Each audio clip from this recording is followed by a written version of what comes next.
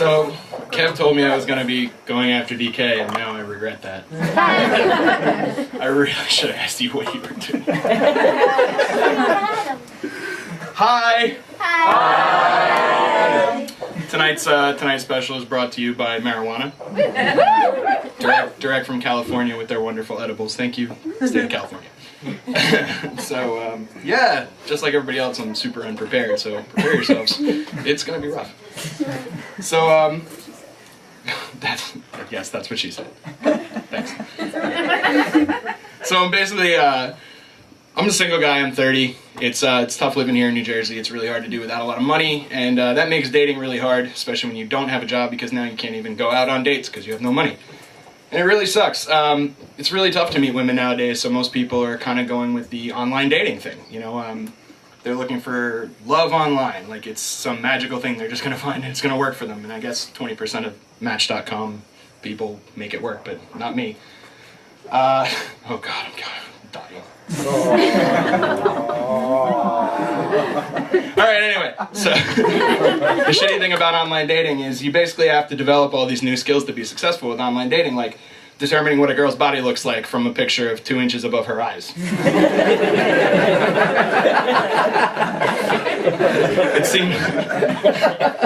It seems to me forced perspective is the internet's greatest hiding place. It's the fortress of solitude for fat, lonely people everywhere. And who do we think we're fooling? I mean, why would anybody go on a date with somebody who only shows what they look like from 2 feet over their head with bad lighting? Have you ever tried to take one of those pictures? It's horrible. You can never do it. It's entirely luck.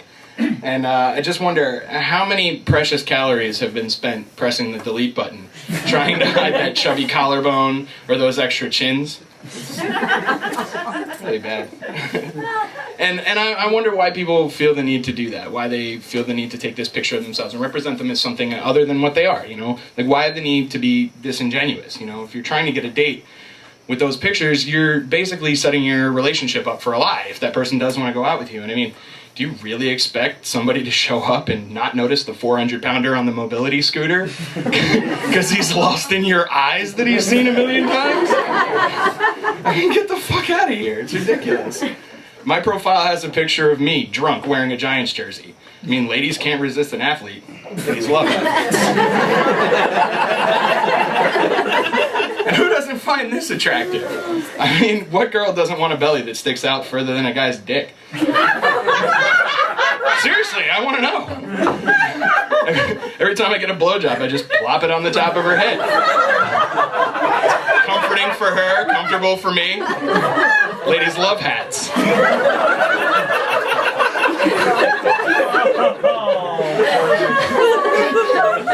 But seriously, online dating really is hard, and dating itself is really hard. I was actually at the movies today and feeling at a major disadvantage for being white. I really kind of wish I was Chinese or Indian or black. Well, maybe not black, definitely not black. But those cultures come with a built-in dating pool. You know, Indian people date Indian people, Chinese people date Chinese people, and inevitably, all the beautiful women from those cultures wind up getting stuck with the most hideous men. It's ridiculous.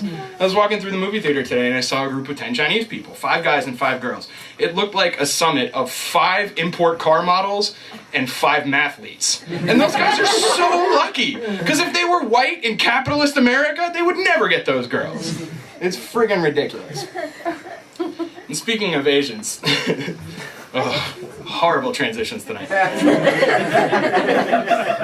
Speaking of Asians, have you guys seen what's going on with the trains in Japan? Stop it, Jerry.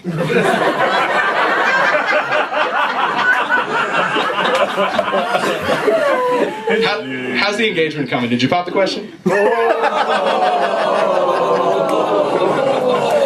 Fuck are you, white man? Sit the fuck down, shut up. I go find import model now. You win this round, Charlie Chan.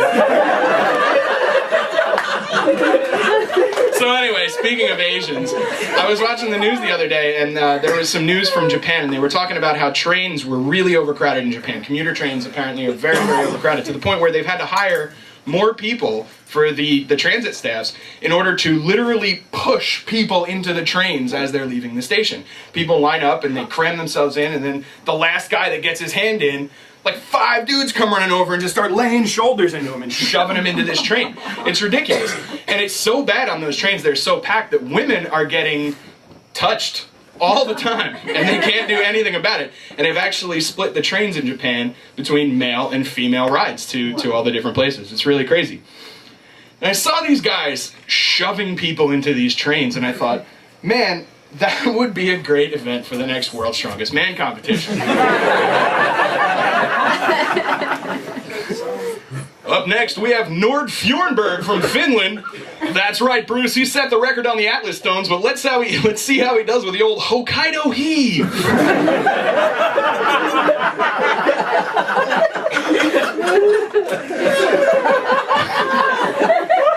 What? Try to keep it local. So anyway, I don't have a transition for the last one, so I'll just tell you a quick story. I woke up a couple of days ago and I saw a Facebook post from one of my friends on Facebook, and it freaked me out. It just said, "Woke up cuddling a bag of cereal. Must have had a good night." So I replied, "Wow, me too! But the hole in my bag says I had a better night." I really frosted those flakes.